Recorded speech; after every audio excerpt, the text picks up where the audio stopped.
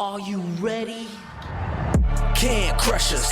It don't really get no better than this the podcast that you're looking for. If you're really heavy into wrestling, hosted by the Mark. Energy that's so amazing. Gotta keep it entertaining. Rep the Can Crusher Nation. Yeah, you know what's going down in the ring. Lights out when you hit a ding ding. Knock 'em out like boom, bada bing. Hold it down, you can crown me the king. Got a shout out to the Miz and Duke the Dumpster. We choke slamming everybody, power driving, hit 'em with a face buster. Yeah, this the show you need, and it ain't no need for waiting. Mark, hold it down for the Can Crusher Nation. All about wrestling and keep it entertaining. Can Crushers Wrestling Podcast. Time to break 'em, let's go. Yeah. Can Crushers. Yeah. Can Crushers. Let's go.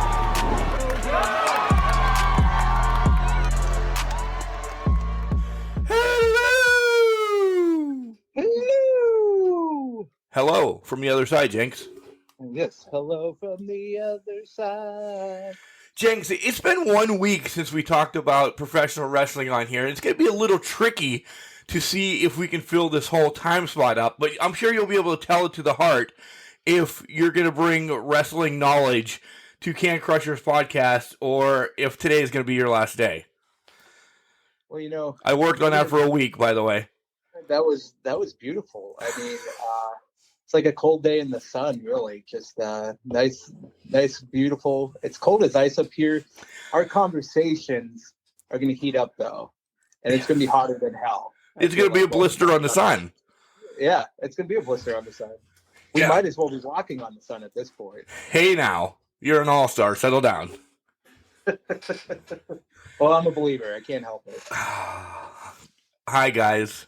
I'm Mark the Mark. He's Sir Michael Jenks. Be prepared, because if you've ever seen a runaway train run into a dumpster, that's going to be this show. Because wrestling this week was on TV, and I think we've already put more time in of song lyrics and or titles that we're going to try to kill each other on than anything else. We're just never going to give it up. That's all it is. I'm going to say bye to you real fucking quick. So before we get into all that, I do want to ask about your week, and this is true. I'll take a pause for a minute. I do want to ask about your week, but I have to jump over something else, and that one wasn't needed. Did you hear about the tractor trailer that wrecked with 100 monkeys in it in south of Pennsylvania, but the south part of it? No. Are you serious? This is not a joke. This is not a joke. There was over 100 monkeys on this tractor trailer. A dump truck ran into it, and several monkeys are now running loose in Pennsylvania because they couldn't catch them. This is honest to God truth. Look it up. I'm looking it up right now because this fuck is happening. Yeah. All monkeys are accounted for apparently. As of yesterday, when I was going to wrestling, they were not. Yeah, this was from about 13 hours ago, so last night. Shit. Wow. CNN. Yep. Well, holy hell. Right? I wonder if they ran around saying, "Hey, we're the monkeys." Well, this whole thing. I was thinking if you got like a brass monkey, if you got it, to return it. You know, they're not going to give you a gold one. They're at least going to give you a brass monkey, saying, "All right, you at least returned your monkey." Right. Yeah, that's fair. Yeah. That's fair. I mean, it's not like there's sabotage on the truck, though. Do they know that? I don't know. I was a basket case really worried about these monkeys running around cold-ass Pennsylvania the whole week. Well, I'm sure the monkeys had a little bit of dookie when that trailer crashed there. Yeah. All of me is going to hate this freaking podcast because this is all we're going to be doing today. Listen, we're just talking like a couple American idiots on the Boulevard of Broken Dreams. That's all it is. You know? Hanging out by the Paradise by the Dashboard Lights. Oh, yeah. Paradise City, too. Yeah. All right. All right. So really, how was your week? I know a little bit about it, but at least tell the nation what happened. What happened? The week was fine until I decided to take a fall. I was road tripping, and literally in the middle of the road, and fell over and hurt my knee. So, yeah. So, welcome to hell. Did you hit that ice baby? Oh, I hit that ice baby. It was not. It was yeah. It was too legit to quit for most things, but yeah. That's the story of my life, so I completely understand. I really do. The ice hit me with its best shot, and I'm paying the price for it today. That's all I'm going to say. Good Lord, I don't know how we're going to keep this up. I don't know either. I'm gonna have to get into my Spotify account and just start pulling songs up. I'm not even. I'm pretty sure that half of our listeners have already turned off by now. Yeah. I would have. We're gonna get the wrestling. And I won't force as many as we just literally forced on you. They will have to be natural from here on out, at least, or I'll be my own worst enemy. I don't know. God, the wife is gonna critique the hell out of this today. I'll tell you what, I'm hearing voices in my head though, trying to keep up with you. So good. At least I have a little bit of a game because I know you're the best around. So that's all. I try my best. Good. You just got done recording 40-year dash. Yeah, we did just get done recording the 40-year dash, and we had a lovely box unopening today. Really? Yeah, finally after 8 months or so, finally got the box that has been promised by Mark the Mark. Did you meet Dave Grohl? I met a bobblehead version of him. I'm hoping to count that at some point. We're going to have to talk about that negotiation. Yeah. We're going to see how we can get the bobblehead. So you've heard of the girl that traded the paperclip up for her house. We're going to see how we can do a bobblehead, not trading it, but how we can use a bobblehead to meet Dave Grohl. So we'll see what happens here. Nice.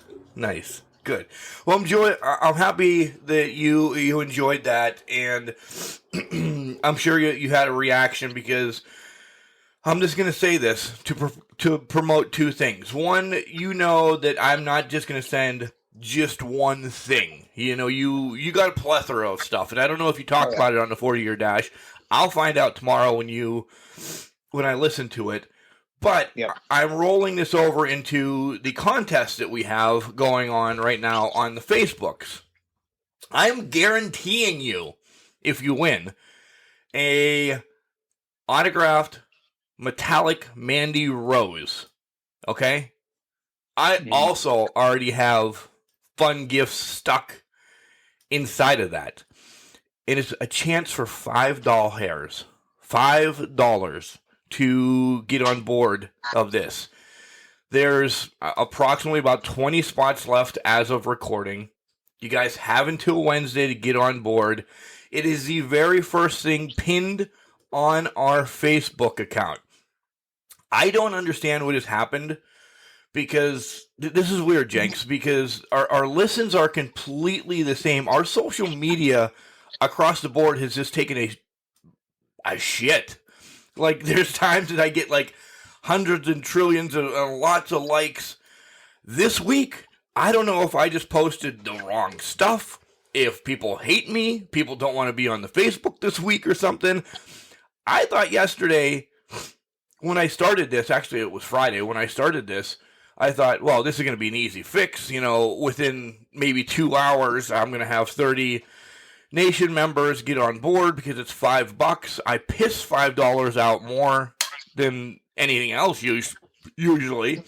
So what is throwing away $5 if you don't win? Right. And it was a struggle to get what we have so far. And if it doesn't fill up, I don't know what I'm going to do because I do have some money invested into this and it's whatever. But I'm not just going to say, hey, just because you got the best profile picture, I don't want any scrubs. Yeah. So I'm not going to be, just handing this out. I'll just keep it myself. I don't know. Yeah, and for $5, it's not like you're the gambler or anything. You're just doing this to, you're giving yourself an opportunity for that Mandy Rose sprint. I mean, it's a good opportunity for $5. Nothing wrong with it. You get the spot. You're in the Rumble and you're in the running. And then Friday would be a great little event here on the Facebook. We'll have the Can Crusher wheel. You know, it would spin in, I don't know. Let's Colin Maines is in, okay? One of our buddies. Colin Maines is in. So his name will get selected on one side of the wheel. On the other side of the wheel, 1 through 30 will get brought up, and 12. So he has number 12. If Dana Brooke, is the example that I wrote on the post, comes out at number 12, that's who he's rooting for. Note to Colin, if that happens and you get Dana Brooke, thank you for the $5. But you at least understand you're in this, and there's no picking, like, I want number 30. Well, no shit. 30 people want number 30, essentially. Right. Nobody wants number 1. So this is the easiest way of doing it. And it sounds fun then, because that puts more work on me watching and understanding who's out, who's in, who came in where and everything. But if I send everybody the list too of the 30 people in a group message, okay, here's your list, here's, number 12's Colin Maines, so to speak. Now you can see who wins too, and you're like, oh, that idiot's got Dana Brooke. Yeah, we could all do this together. It'd be fun. It's $5, guys. It's literally $5. That's it. Just $5. Get in there and do it. I mean, it's all live. It's all transparent too. It's not like you're picking. It really is. Everything's transparent. I'm not going to hide anything. Everything's going to be. The wife's going to be here filming from my phone as I do it on the computer, so you see it live, all of that happy horse shit. Yeah, so, yeah, I'm not... And like I said, there's already other stuff in with the Mandy Rose picture, which, if you look at it itself, the Mandy Rose picture goes anywhere from $50 to $100, depends on who you're buying it from. And I'll tell you, there's some other cool stuff. Because you got some, and I'm not going to make you or force you, but you got some cool stuff as well with just your David Grohl bobblehead. So, oh yeah, I got a lot of cool stuff with it. I'll save the reveal of all of it for tomorrow. But there's a lot of cool autographs, signed prints, just a lot of cool stuff. One of the books that you sent over, I'm really excited to look into and see. Yeah. So I'm pumped for it. Good. That's for sure. Good. Otherwise, how was your week? Good. It really was. We have a lot of interviews this week. Thank God I have no basketball, because across the board I have Tuesday, Wednesday, Thursday for me, and then Saturday we have a huge interview. We won't announce it until it is officially in the hopper about when we're gonna drop it and all that. But yeah, are you excited for this? This is gonna be this is your first interview. This is gonna be a big one too. Yeah, it's a big one. I'm excited for it. I don't know what to expect. I'm gonna do my research on it probably after we're done recording here today. So I'm kind of pumped for this, to see how it all shakes out and get some questions together for this. Yeah, this is cool. Other than that, my week was, this week was filled with basketball. I was literally all over the place, and I took a marked day yesterday to head to IWC, and I'll say it first. Guys, head over to the IWC network. You can buy the event for $15 or $9.99 a month, and you get everything that they have archived as well. It was reloaded 8.0, and I guess IWC has become just my guilty relaxation one. I'll chit chat about it, and I'll still promote them, and I'll do this, do that. But us, the Can Crusher podcast, and the Eccentric Section podcast kind of working together, because that's all they focus on is IWC. So, I'm not saying I'll give them that, because if I want to talk about it, I'm going to talk about it. But I know those guys are going to deep dive into this, and it's awesome. So go over and listen to that when they post their recap. But, Jenks, I was hanging out with Swoggle last night. I will just say that. How was it hanging out with the old Swoggle? I know you're not doing the deep dive, but It was fun. It was fun. You can see the picture that I have on our thumbnail right there. That was at the event. And then afterwards, let's say beer never broke our heart. that is the genius of love. So, I mean, that makes sense. Yeah. So he was a good guy. Says there's a possibility, a strong possibility, about a 79.5% possibility of him returning to IWC, and we're also working on something on our end. So, yeah. Yeah. It'll be good. Yeah. Good. And then, like I said to you before we went on the air, 6-hour ride, to and from. I was listening to, normally I listen to podcasts or, Sirius or something like that, but I actually listen to music. And every time I heard a song, I'm like, I need to figure this in. It was a thriller ride for me, just listening to music and trying to figure out how I'm going to beat Billie Jean. But yeah, I don't know. Huh? So you were basically being a maniac about it. What you're telling me. I was a maniac about it. Did you take a trip down Electric Avenue though? I did a little boogaloo. I did. Okay, that's fair. That's fair. You ran. I ran. You ran. You know what happened. Yeah.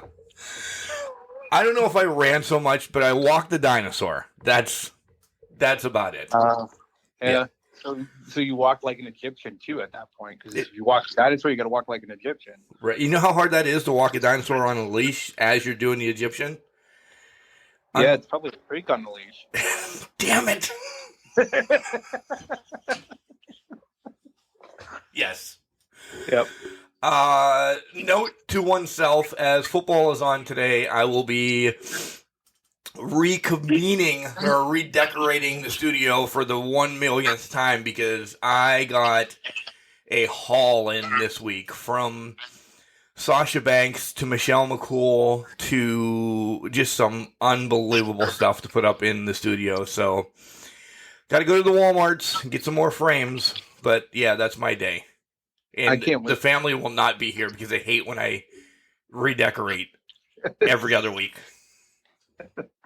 Fair enough. I can't wait to see those, because you told me a little bit about them earlier this week. So kind of excited to see how those all shake out. Yeah. I still have another one coming, which is, I also might get divorce papers over, but we'll have to wait and see if I can slide that through. Yeah. Please do it on a Sunday. I work those days. There's my wife already because she's upset. Yeah. So what you're saying is Kelly and Ethan, they're not going to take it, basically. No, they are not going to take it at all. Okay. Not at all. I told you my list is out. Damn it. I'm just going to have to take a break and figure out what's up. I'm not going to lie. I just pulled up the one hit wonders and I'm trying to work them in. Yeah, see, you can do that on your computer because you're sitting in front of your computer doing nothing. I have my phone connected so we can talk, and then I have the computer recording the podcast. So if I try to pull something else up, I'm either going to play my favorites from Spotify, and you're going to hear that in the background, and then, holy Christ, we're going to get the FCC won't let me be on our ass for that one, and that'll be glorious. Yeah, it will be glorious. People like putting it on the Brits, too. I mean, love it. You're putting a lump in my throat. You really are. I think we've officially broke down the walls of this podcast. Yeah. Well, we're going to turn it up. We're going to turn it up a little bit more. Jenks, let's take a break. Let's reconvene. Early break, because I don't think it's going to be a long show. We'll come back and talk this week, professional wrestling, in segment number 2. And then, of course, Royal Rumble is next Saturday. and we are going to give our lunacy predictions. That's all I'm going to say, because I have nothing to go with. I got nothing either. No more pomp and circumstance. We're just going with it. Yeah. All right. Jenks, I'm going to send myself. I don't even know how to get this one in. Send me MOA, Jenks, and we'll talk about collar and elbow real quick. That one was rough. Hats, hoodies, tees, sweats. It was cool, cocky, and bad. It's like the honky tonk man. You're good. Speaking of which, well, one spot I do want to talk about at IWC last night. Jock Sampson is in the ring with several other guys, and Jack Pollock, shout out. He's our logo designer, and he does everything for us there. So Jack's in the corner, and three guys are beating the shit out of Jack. Jock Sampson's like, throw me into him. Okay. So they get him ready because he's a bigger guy. They start throwing him from pillar to post into Jack. And one of the times, he just gets thrown. As he gets about halfway through the ring, he just yells, I wrestled the honky tonk man! Boom! Jack moves and he runs into the turnbuckle. I hope they got the audio so everybody on the IWC network, shout out to 2-to-1 Media, by the way, can hear that. I don't know why you would just yell that in the middle of the match, like shake, rattle, roll. I wrestled the honky tonk man! Boom. Yeah. Well, you know what?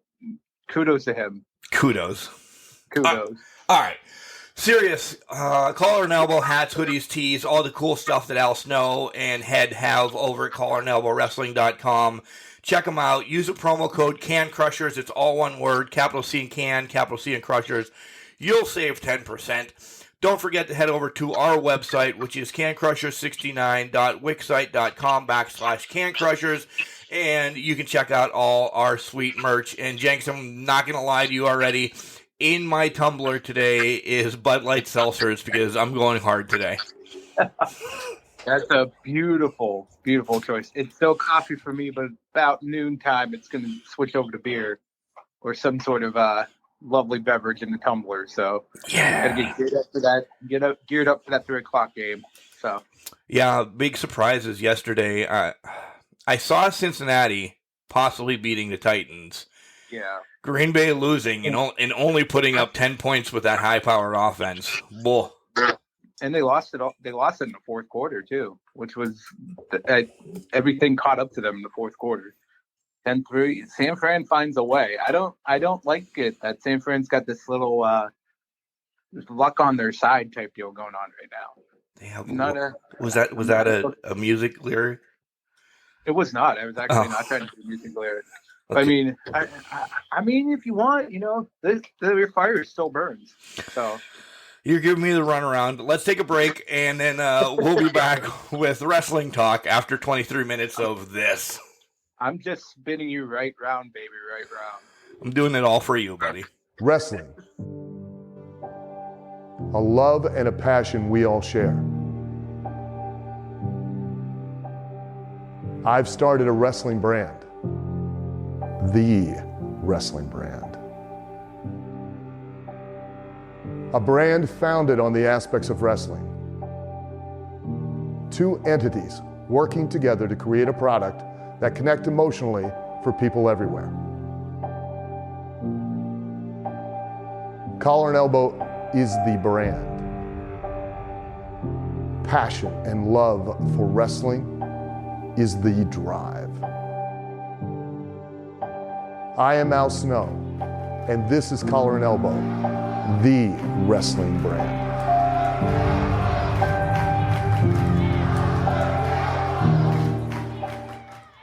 Hey, this is Chris Gazaway, aka XCal, and I just hope that you guys make better decisions than I do, like listening to the Can Crushers podcast every week with Mark Martinez. And welcome back, guys. This is a perfect time, Jenks, that we're doing all this music because on Wednesday's show, we go to American Idol as Chris Gazaway joins us, wrestler and American Idol past participant. That's fantastic. I know this was perfect timing. Did you plan this on purpose that we're doing this? little lead up, the plan ahead here. That's the impression that I got. Oh, that's good. Instead of jumping around, you just kind of let in with it. I like it. Yeah, sometimes you have to do the safety dance and hope that you get, your scheduling right. But, you know. You saved tonight, and you're on the right track here. Where do you want to start? Raw? SmackDown? AEW? Nothing? Just keep talking about music on a wrestling podcast? I think we're going to try to fit it all in anyways. But, let's go WWE. Whoomp, there it is, and we're just going to go there. All right. Becky starts the show off talking about Dewdrop, and you instantly knew something was going to happen. I thought, as bad as some of our forced lyrics were, and with you just staring at them on the computer now, I have to go completely blind. I'm almost blinded by the light. So whatever comes into my head is going to be popping up now. You knew this was going to be a forced tag team. And there was a lot of, on Raw, I think there was a lot of forced stuff on Raw. Like, this was a bad Raw again this week. Yeah, it wasn't like they blinded us with science or anything along those lines. But you're right. They forced a lot of things together. And I think it was just get more people on the show leading up to the pay-per-view. Or, I'm sorry, the live premium event. The Rumble, I guess. But, yeah, I don't know. Like, this week it was just status quo, almost. You know what I mean? It really was. I'm glad that this wasn't the go-home show, because there's still a lot of holes for Rumble for me. All right, so yes, we know we have the men's Rumble, the women's Rumble, Brock against Bob, and Roman against Seth. Yeah. There needs to be. There's got to be at least 2 more matches. I mean, I would think. I mean, because all of them, the Rumbles go an hour, okay?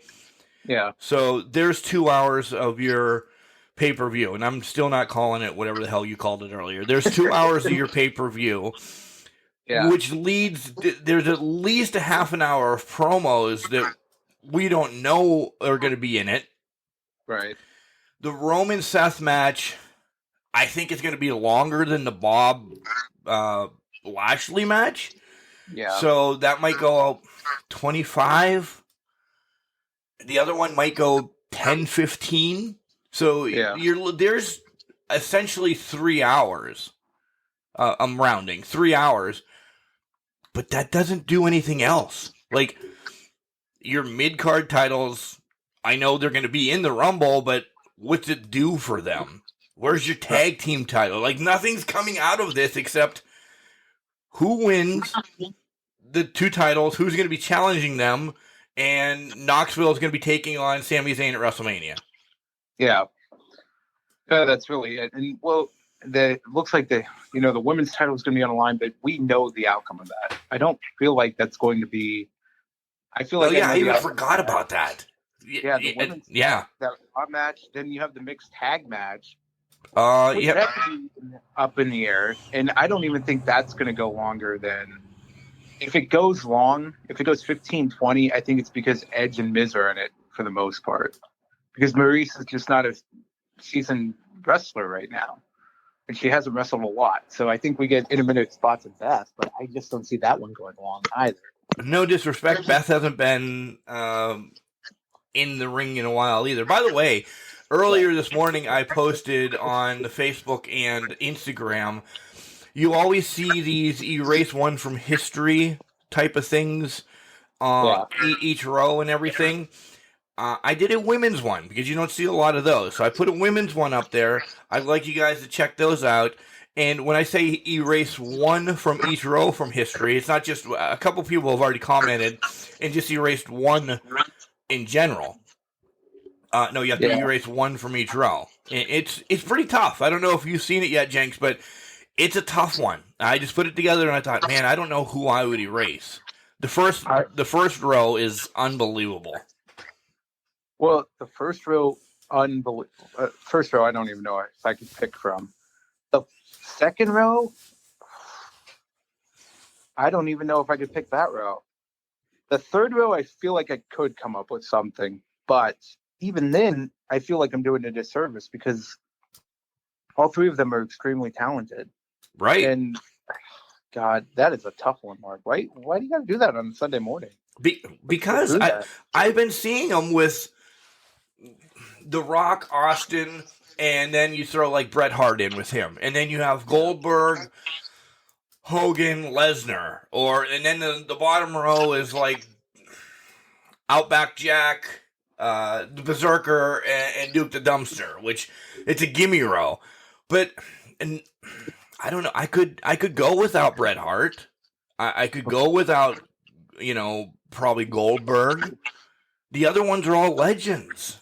I don't consider Goldberg a legend. I never will, because he was force fed the 190 people that he beat in a row for the year and a half that he was doing that. And then the bottom row that I just mentioned really isn't ever on anybody's list, and it would probably be the Berserker that I would get rid of. Right. But yep. Looking at it, in case people have not seen it, and maybe it'll tweak their interest to go over, do you have it pulled up? Because I have so much going on my phone and computer right now. I got you right now. So, top row, Trish, Lita, Beth Phoenix. Stop there. Who are you getting rid of? I don't know. You have to. You have to, or the world will come to an end. If I'm forced to pick, I think I'm picking Beth. And that's no disservice to Beth. Trish and Lita transcended things to help set up the road. Beth, I wish would have debuted earlier than she did, but that's tough because Beth is so good. Yeah. I don't know. If I had to be on the spot, I'd pick Beth. I would too. But, yeah. Second row, I do have it up. It's Chyna, Miss Elizabeth, or Paige. That's tough, but I guess from my perspective, I'd go Paige. I'd go the newer one. Miss Elizabeth set the standards for managers everywhere, kind of transcended genders in that whole sense because she won the Intercontinental title. She entered the Rumble. Those are historical marks. Paige, as much as I love her as a competitor, she was a great competitor, but she did not transcend things in that sense of the word. Right. So, I agree with you wholeheartedly about that. Yeah, that if there was a row that was easy for me, it would have been this next row that we're going to talk about, because it's Jazz, AJ Lee, and Alundra Blaze / Medusa, whatever you want to call her. right.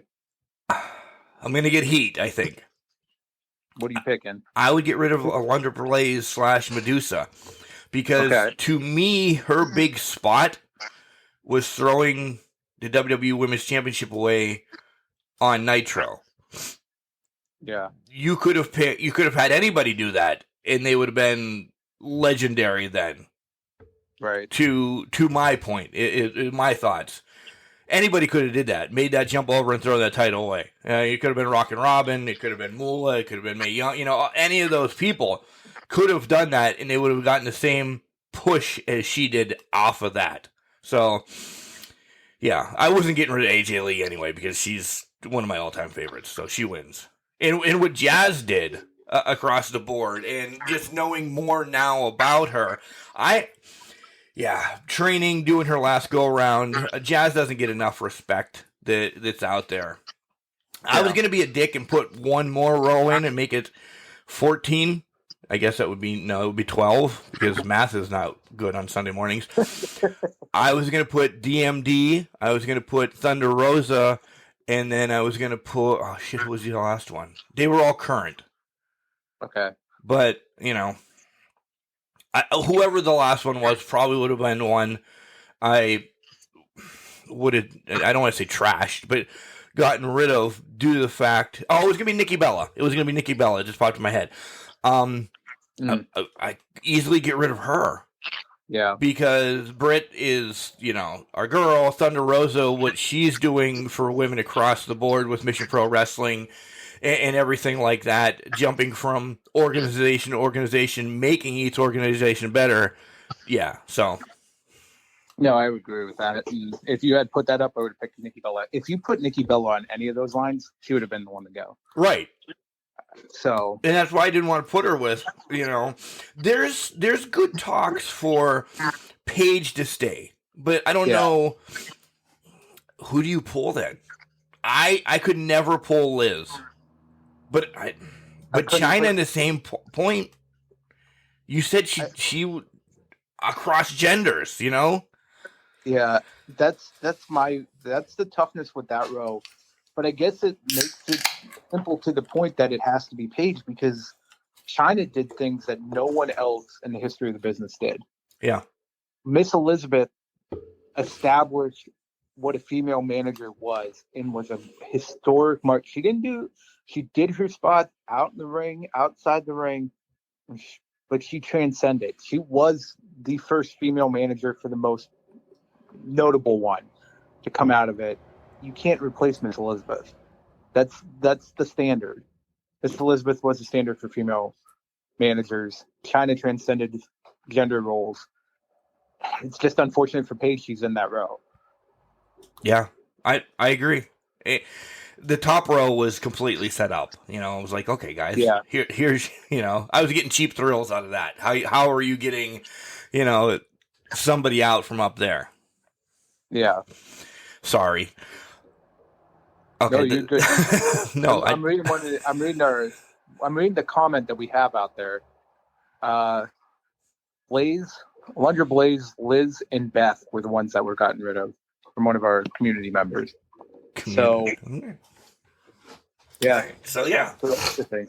But how to get back to Raw? How about Doudrop then instantly turning on Becky Lynch after they pick up the win and dropping the old Yokozuna bomb? Yeah, that was interesting. So is this going to be? See, now, is this match as easy to pick as I think it is? Yes. Okay. Yes. After that, I'm like, maybe I'm underthinking what I should be going on in this. But I feel like it's a very easy pick for what happens in that match. Yes. And we'll get to our predictions. So, yes. Yeah. I don't know. Dana and Reggie talking with Seth. And I don't know.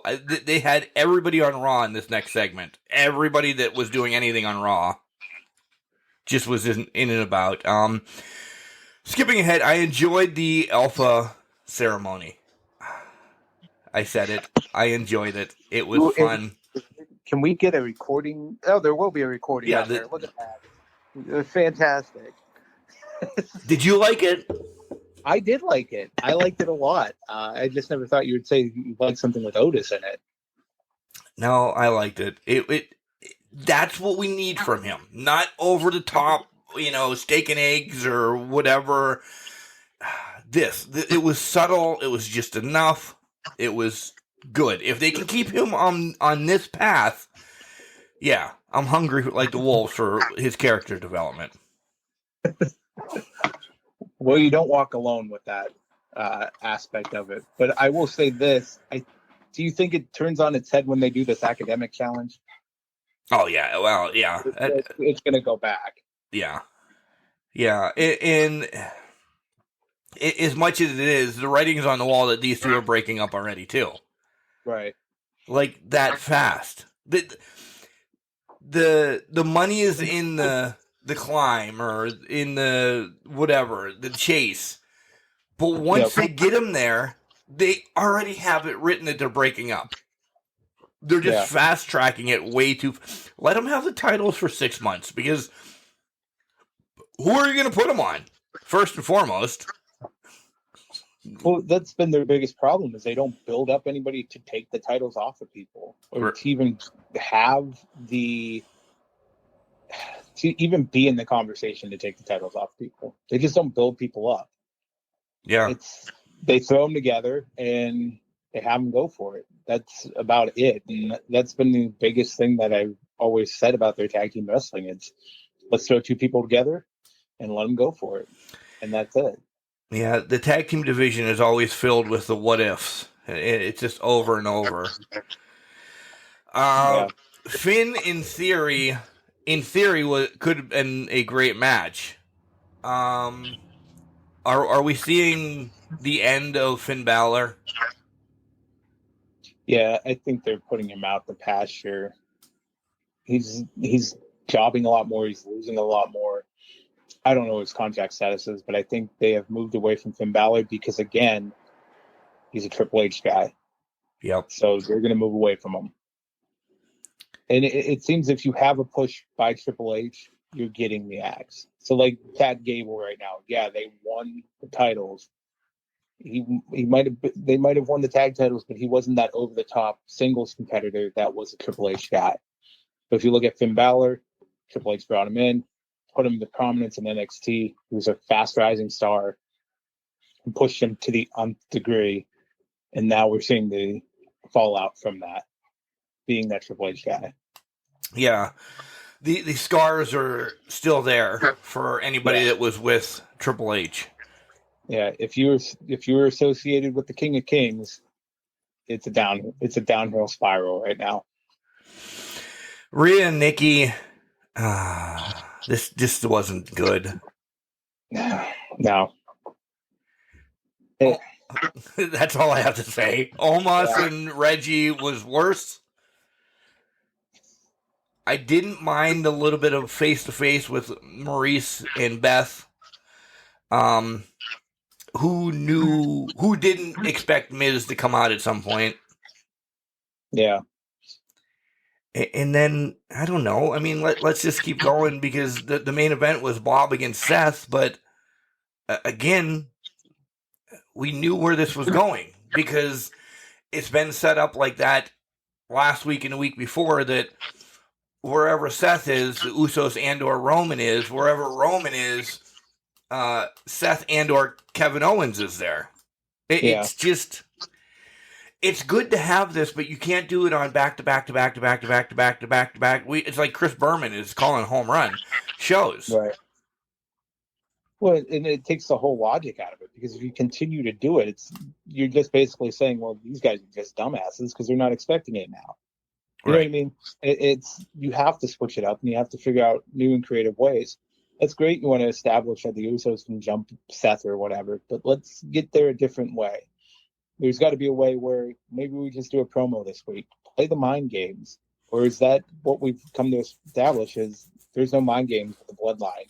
There's no mind games in the WWE anymore, Jenks. That's true.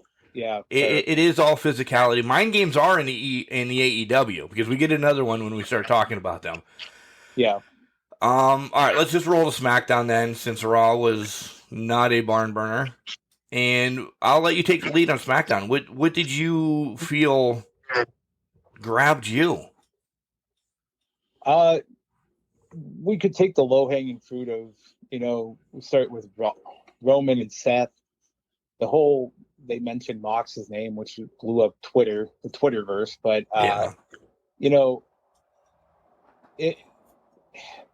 they did a wager. They did a wager against the Usos in that, and it paid off for Rollins. Let's start with the main event. Let's start with Seth and Kevin versus the Usos.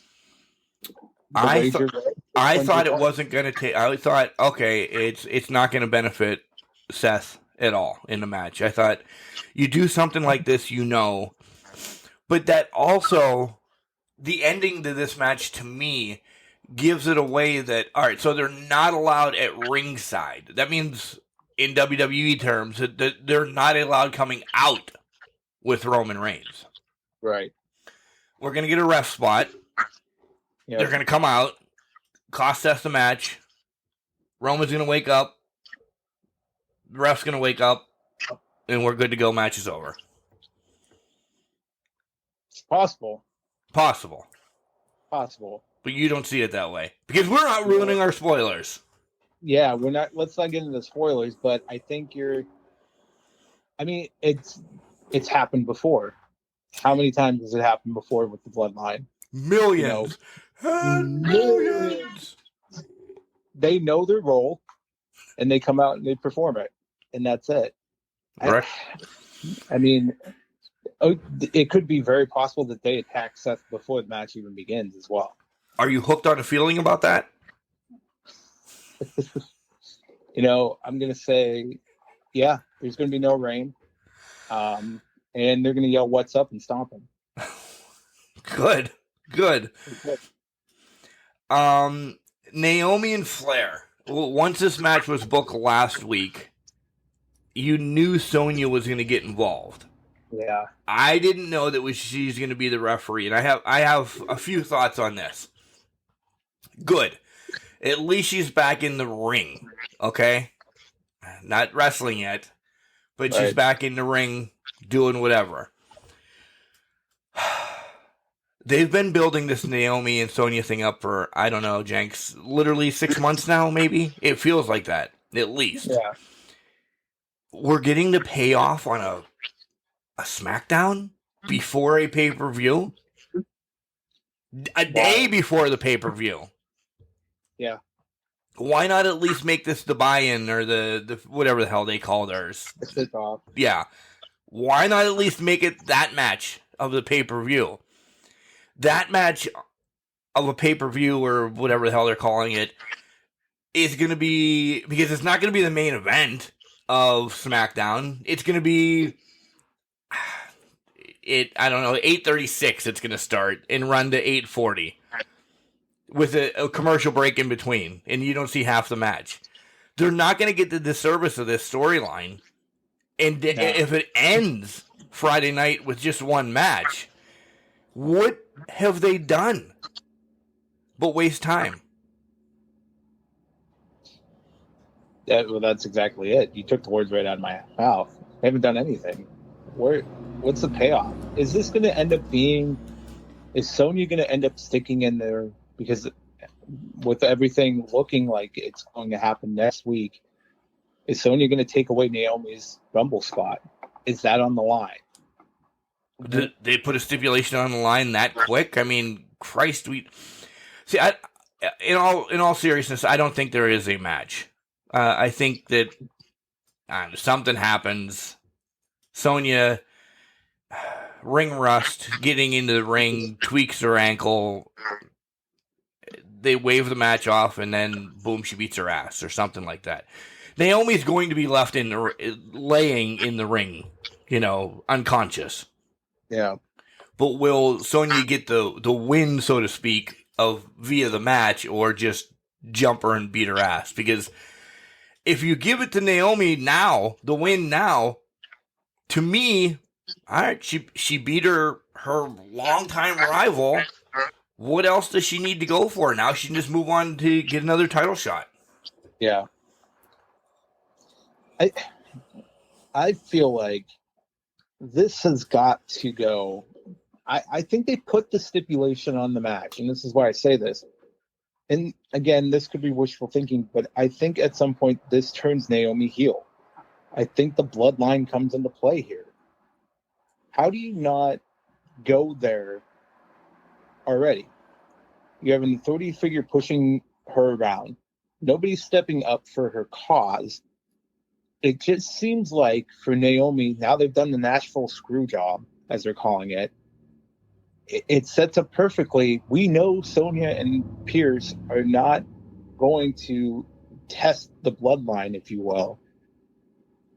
I feel like this has to turn into a Naomi turn because they have to push back. She has to make an effort and say, they're doing this, man. This has been ongoing for however long. I need your help. I don't know. Yeah. Maybe I'm not thinking about it right, but I think that has to be the ultimate payoff because they're dragging it out for so long. I'd agree. Otherwise, it's here I go again. Yeah. I mean, yeah. I don't know, Jenks. Other stuff on SmackDown. We got another Insane, which... Would you take a cattle prod? I've pissed on an electric fence before, and it hurts. Kids don't do it. It literally does hurt. The electric comes up your piss, gets right into your business, and knocks you out. At least puts a hell of a jolt into it.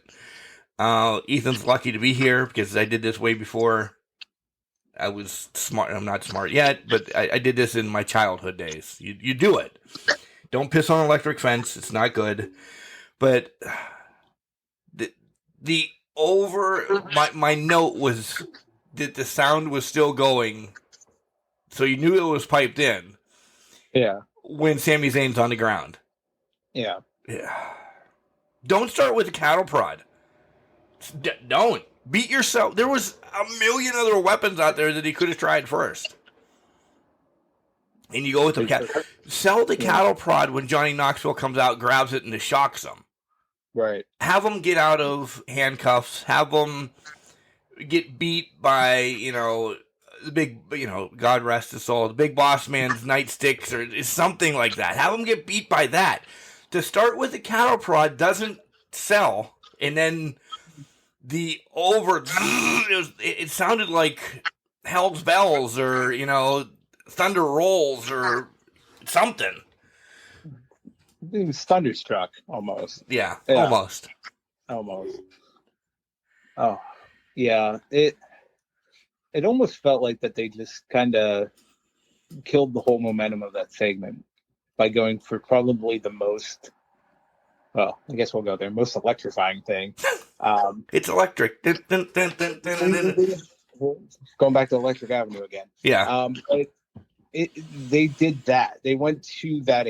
They just took it to the end goal. I feel like that should have been like you were saying, start with something else, build up to the cattle prod. It felt like they just kind of said, okay, we need to end this segment quick. Just go straight to the cattle prod bit. Talk and go to the cattle prod. But I don't know. Yeah. I'm telling you, it was a dreadful week for WWE in my book. Spoiler, because usually you don't see a legend this close to the Rumble unless he's going to make an appearance. Yeah. Do we see Double J and Rick Boogs getting a little bit of a scuffle at the Rumble? Maybe. It's quite possible. There could. I have another theory about another guitar wheeling baddie that could be involved as well. So, yeah. It's not Vermeer, is it? No, he's still coming. He is still coming. By this time, he might be Eileen for "Come On, Eileen." So they just never came. But yeah, he's gonna have a bad reputation as soon as he gets here. Nobody's gonna like him at all. Oh yeah, at all. All right, that's WWE for me. I really don't. I don't care about anything else. There was nothing really else going on there. Yeah. Transition over to Dynamite. And you could have taken the Teo Cruz song as well, but I went with, what the hell is his name? From, God, it's an 80s TV show. Yeah. It's an 80s TV show. I know who you're talking about. I can't. Yeah, that's who I went with instead of Teo Cruz. So point me anyway, just because I at least named Teo Cruz. Moxley's back. And his first words are, "Go fuck yourself," to an asshole in the crowd. Thank you. Yeah. We appreciated the words of kindness, Mox. Also, I'm sure Tony Khan appreciated the FCC fine that came along with that. But JR played it off beautifully. He was just like, well, he hasn't changed. No. And he had a great promo. He did. And I'm gonna spin this to where I'm gonna spin this. Bully Ray's an asshole. Yeah. Jon Moxley owes us nothing. If in October he just walks away from wrestling to get his, I mean walks away from wrestling, not telling us he'll be back or anything, walks away for 5 years. It's his health. It's his life. It's his thing. When he comes back, he doesn't have to deep dive into this, that, or the other thing. He's back. He's back doing his job. He's back in professional wrestling. He owes us nothing. Bully Ray is one of the very first people to say wrestlers and wrestling owe the fans nothing. But now all of a sudden he's twisting it. Yeah. Why would he think Mox owes us anything? I never heard him say CM Punk owed us an apology. Yeah. And I get it, but it was similar scenarios. They left to get their health right. Punk left because he was frustrated too. But for Moxley, he needed to just step away, get his mental health corrected, get the abuse that he was doing to himself through alcohol and whatnot corrected. Moxley looked great. but he doesn't need to tell us, I'm sorry, you guys, I left. He has nothing to apologize for. Do you get yourself right, come back a better new guy, a new man, because you have a very young child out there, and you need to do what's best for your family. Moxley did everything right. Bully Ray can just shove it, because I don't know what the hell he was thinking with that. Was he just trying to get us to talk about him? Us to talk about him? Maybe that was it. I just feel like that was just completely out of line and asinine to try to force an apology out of people. Yeah, I agree. I actually thought it was very heartfelt. I had, I don't want to say I cried, but I felt it. Like, what he was saying, I felt it at least. Like, he was true. This wasn't a Vince McMahon written. This was Mox speaking from the heart. And get ready. What little heart he has. He's a devious human being. No, Renee has talked about it on her podcast. Like, he's completely different outside the ring and inside the ring. So at least his inside the ring heart did come out a little bit. Yeah. And I was open to that, saying, oh, okay, yeah. Well, the same. I wrote down the scars no one sees. That was the one, that whole segment of, it's how they build us and how they make us. That rings true for a lot of people, whether you know it or not. That kind of hits home. Yeah, because who you are is defined by those scars. So it was a beautifully done, straight from the heart. I'm not even going to call it a promo. It was just straight from the heart to heart talk with the AEW audience and saying, I'm back. I got myself better. There's scars I have to deal with, but now I'm ready to go. And in his worlds, grab pro wrestling by the balls, because he's free. And drink the blood. He doesn't run from the demons. He just beats the shit out of them. So here he comes. He sounds like he's more on the eve of destruction now than back then. Before. Yeah, than being a wild thing. I agree. I'm kind of excited about this, and the things that transpired on Rampage, I think, also play into that a little bit more too, without getting into too much detail. Yeah, I agree. Next up was MJF and Wardlow having a little bit of a talk about CM Punk. You saw Wardlow just pissed off at the world. He says sorry, but he's still alluding to, and I think this goes on longer than we think, Jenks, about getting that TNT title shot or the belt or where the hell he's got to climb. MJF is going to try to force Wardlow to give him that, and then that's when Wardlow tells him, I hate you. A, B, C, D, E, F, U. Yeah. Look at you. That was a good one to sneak in there. Yeah, thanks. There was actually two, because I Hate You is a song now, too. It's on the TikTok, yeah. I know you're probably not, as you don't have a 16-year-old that listens to TikTok radio on Sirius all the time. I hear these. So I was trying to go newer stuff because I knew you would be like helping the Beatles or, calling Jude or anybody like that. And I just thought I got to go new stuff. I like it, getting to our other demographics that are out there. Right. Yeah. Right. Yeah. I get that. We got you. Yeah. I might be handling the breakfast at Tiffany's or whipping it, but whatever. Speaking of breakfast at Tiffany's, my wife made an amazing breakfast yesterday. Oh, yeah? We made waffles. We haven't had waffles in a while. I'm a fat kid that enjoys waffles. Also made the bacon, but what she brought home to top all of this off, I drank it straight from the bottle. Mm-hmm. It was syrup. Right? That's what you put on waffles. Or you can put, whipped cream, strawberries, or something. Well, she brought this syrup home. Fruity Pebble syrup. Oh, my God. Right? And how was that? Delicious. Absolutely delicious. The dogs enjoyed it. I enjoyed it. Yeah, it was unbelievable. Go to your local store, buy Fruity Pebble pancake waffle syrup, you will not be upset. It doesn't sound like it. It sounds like you won't get fooled again with that too. No. You know it's good. No. I'm gonna take it and embrace it. Yeah. I embraced it all right. I hope it was a bargain. What? I hope it was a bargain. Oh, well, I don't know. She might have five-fingered it. No, she did not. She did not. She got it from her place of work. She did not five-finger. No. Britt Baker and Adam Cole against Orange Cassidy and Statlander. And disappointed. They kind of took the women out of this real quick. And essentially then Statlander is not going to have anything to do with Britt Baker for a while again. Because she's got way too much going on Rampage to come up as well. Yeah. So Britt sitting there with nothing to do for a little bit.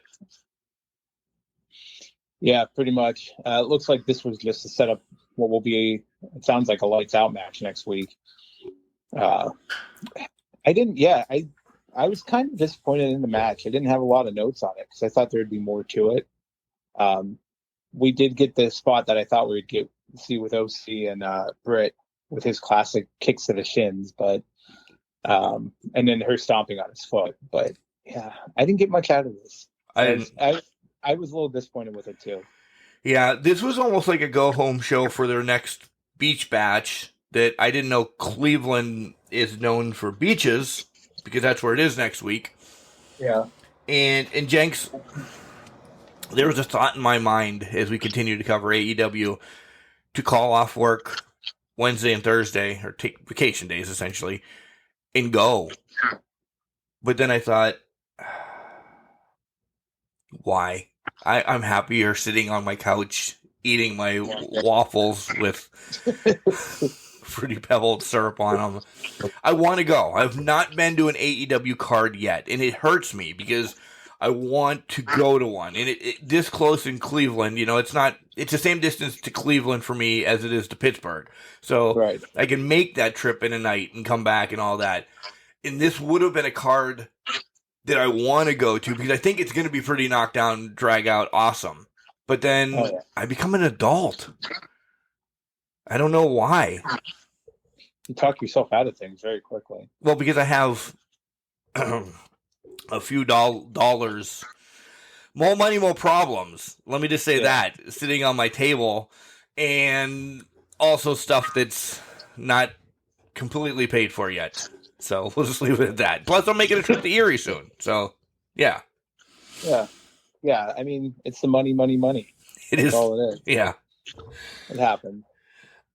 Jericho with Santana and Ortiz. The breakup is right around the corner. It's imminent. Good. Yeah. Good. Because I want Santana and Ortiz to excel. And I think they're going to. But before we get to them, we have to get the titles in somebody else. And I think that's coming too. See, I don't know now, to be honest. I think you're crazy. So I know, because I think Santana Ortiz are going to be turned heel, or they're going to be in the process of turning heel. And could be a slow burn for that heel turn, but I think they're the ones that are now going to take it off of Jungle Boy and Luchasaurus. It could still be out there that they give it back to Penta and Ray when Ray's back, because I'm hearing rumors now that he might be back mid-February. So he could be that close to being back, which is astounding for that injury. But, I kind of feel like it's Santana and Ortiz are about to get on a rocket ship and go flying here. So they're going to be Rocket Men. Yeah, they're going to be Rocket Men. That's a good point. Pack their bags and fly away. I still say that it's going to be Sting and Darby, because I think no disrespect to Sting. Darby did have the TNT championship, but we kind of almost forgot about that by now. I think one of your pillars, as they call him over and over again, at least to get another title on him, and don't think Tony Schiavone would go complete apeshit if Sting wasn't a tag team champion in 2022. I'm telling you, with them beating the Acclaim, and we're getting there, and with them beating the Acclaim is not number one anymore, nor or should they be, because they lost by the records. So we'll jump to that, and we'll jump back. You don't think it's going to be Sting and Darby taking on? Because I think Luchasaurus and Sting, a face-to-face to them, would be pretty cool. And most of the matches then carried by Darby and Jack, which I think is stupendous within itself because they're both pillars. Right. I mean, that's a valid point, and that could happen. I don't know if they give it to Sting and Darby. I don't know where they're going with Sting and Darby, and maybe you're right. Maybe they do give Sting that one last title run. They give Darby a tag team title run to build up his accolades since he is a pillar.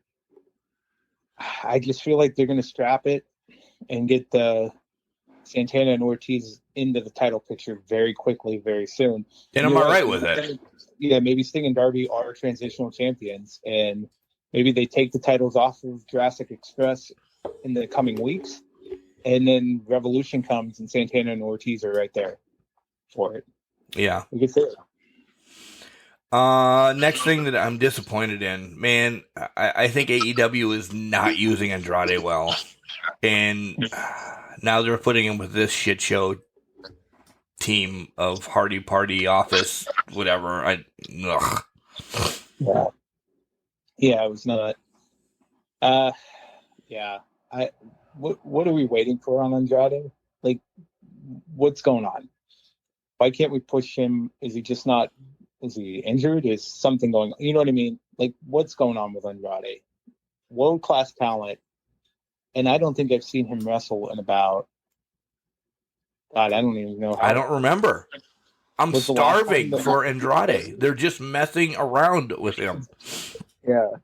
I'm wondering if you got, because if I think back, I think his last match was with Cody. So maybe he got injured in that match. But I don't know. I want to see him wrestle. I've always enjoyed Andrade wrestling, so it's a little bit of a disservice not to see him show up and actually wrestle in the ring. Yeah, now he's going to be with these heathens. So, yeah. Yep. Jumping back, Punk against Spears. Jenks, this is not the way I thought it was going to go. Not whatsoever. This match is now in the record book for faster than Aaliyah and Nats last week. Yeah. 3 GTS in about 3 seconds. Damn. That ended quickly. I was expecting them to do a little bit more with that. I actually expected Spears to attack Punk with a chair. Yeah, that's what we said last week. Yeah. But I've been clamoring for a Punk squash in so long. Yeah. I think now it makes sense because he has ran the gamut of MJF. Mm-hmm. So he's ready, to run. He's ready to go. He's ready, he doesn't have to wait anymore. No more longest time for him. That was a long stretch to get to that one. But, he's ready for MJF. He's moving everybody out of the way. Move, bitch. Get out the way. Get out the way, bitch. Get out the way. Yeah. He's about 20 minutes away from calling him bitch and just starting to knock him out. Yeah. It's on its way. I gotta say, I've been trying to work in tub thumping and it's not going to. Tub thumping anywhere in here. But anyways. Yeah, that was a shocker to me. And another shocker, the Gun Club's getting their push. So essentially, is this a one-off with the Gun Club now? And the Luchasauruses? You know what? Now, bringing up the Gun Club and the attack on Christian, and it feels like they're just building up Jurassic Express to get about 2 to 3 quick title defense wins before they drop the titles. So they can say they had them for X amount of times. Yes. They had 3 to 4 defenses. They defended them successfully, and then it dropped off. Yeah. Yeah. Next segment is Cody, and I loved it. I loved everything about it. Jenks, by the way, this may be the tallest ladder I've ever seen in my life. I was surprised they brought out the big guns for that promo. But the promo lived up to the height of the ladder, that's for sure. Yeah.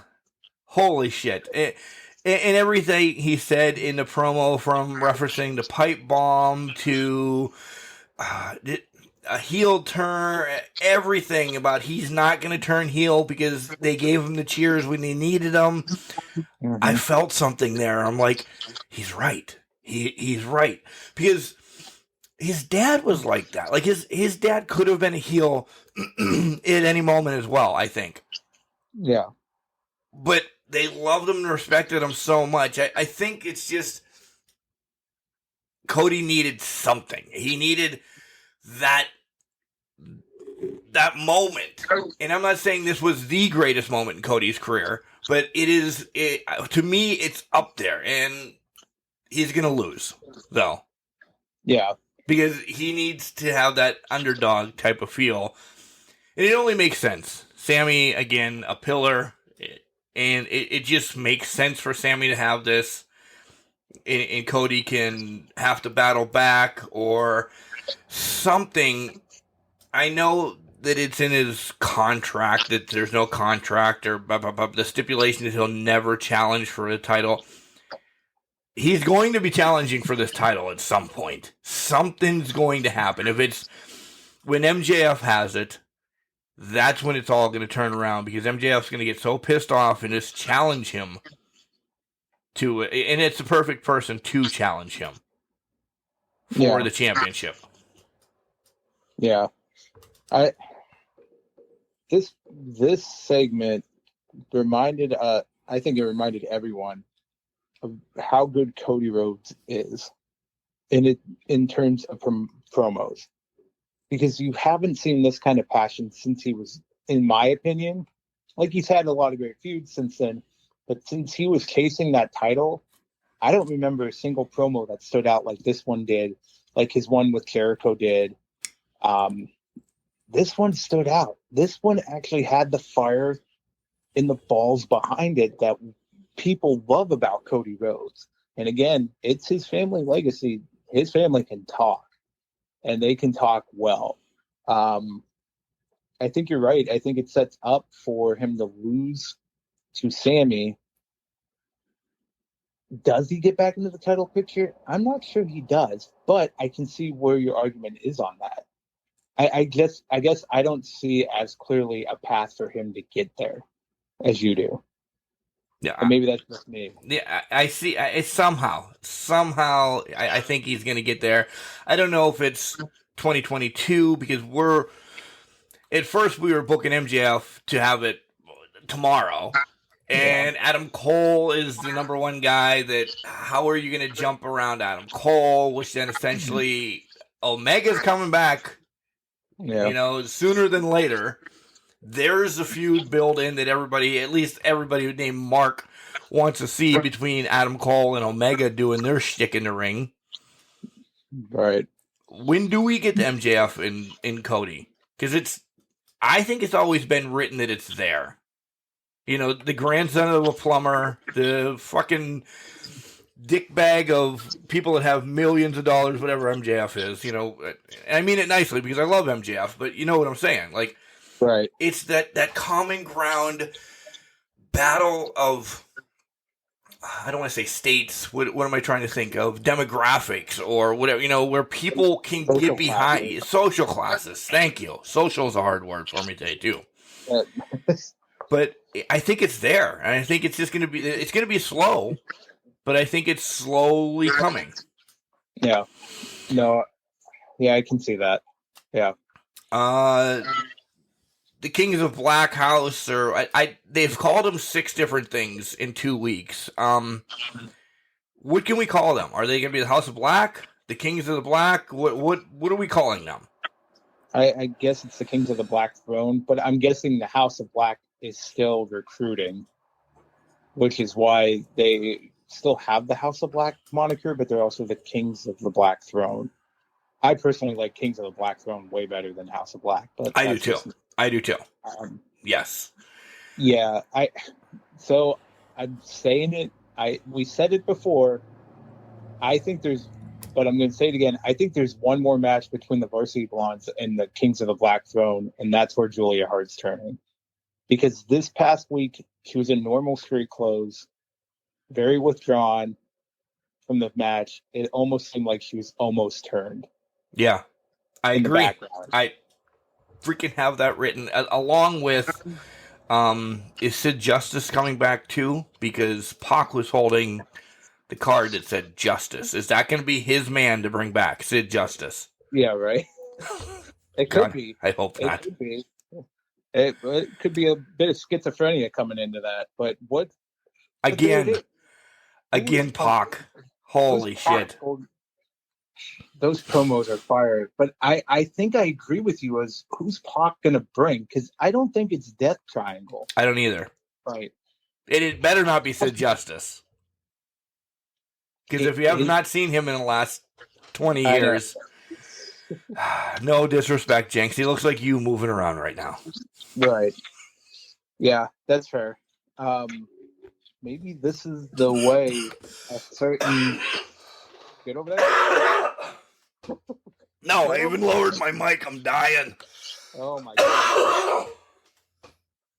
god. The hard seltzer went down the wrong pipe. You gotta take it easy on those, man. Just don't be chugging those down. But maybe this is the opportunity that we see one Wyndham show up. Ooh, because we all think that he actually is going to go with the House of Black. But then, is it all worked in that he turns on Pac? And this could be a feud for a while, and I'm all in for it, by the way. Baby, hit me one more time, over and over again. Yeah, keep going. But, this is a feud I want to see. Is Wyndham part of the head game? Could be. He very well could be. I think he shows up at some capacity, and I'm wondering if he will be the justice that Pac speaks of. But to your point, he might be the last member of the House of Black to arrive. And we all think as soon as he pops out that day, he's going to align with them, but he jumps over. Yeah. Yeah. I think he has at least one match with Pac. Yeah. And then when this all comes to a head, he turns. Yeah, I agree with that. Archer with Jake Roberts. Clearly, Tony Khan and everybody at AEW listens because we're like, where the hell has Jake Roberts been? You notice as soon as we call something out, the next week, Jake Roberts is back on TV. He doesn't do much, but he makes a presence known that he's still aligned with him in some sort. Yeah. So's your homeboy Huskus. Man, remember 6 months ago when Kazarian was the headhunter, dog bounty headhunter, taking people out? They fed him to Archer, and it was a good match. But did anybody expect, with the return of Archer last week, decimating people, that Kazarian was going to beat him? Yeah, I don't think anybody expected that. Honestly, the writing was on the wall for Kazarian. There's just no way. Yeah. There's no way for that to happen. Whatever. I mean, yeah. Moving along, the whole we kind of paid a little bit of attention to Layla and Stat and Red Velvet. Red Velvet is the one that I'm wondering where it's going to go with this as well, but we'll have to see. My next point to get to, and it's the last one on Dynamite because we kind of touched on the Acclaim losing already to Darby and Sting. Yeah, Serena fucking Deeb. I hope they feed every independent woman wrestler to Serena Deeb. I love you all. I do. From names that I can just throw out, Raylan, what the hell's her name? Ziggy Haim, Katie Arquette. I'm just naming Pittsburgh people, but I just want to name a gamut of them that you might know. Shauna Reed, Just keep feeding them to Serena Deeb. And at some point, not for real, I want somebody stretchered out. And that's when Sheeta returns. Yeah. That's gotta be, because I would love a stretcher match. When was the last time you've seen a stretcher match? And it's either gonna be lights out like you predicted months ago. I want it to that next level. I need a real stretcher match, not an ambulance match, which are garbage, but like a stretcher match. Yeah. That's what I want out of these two now.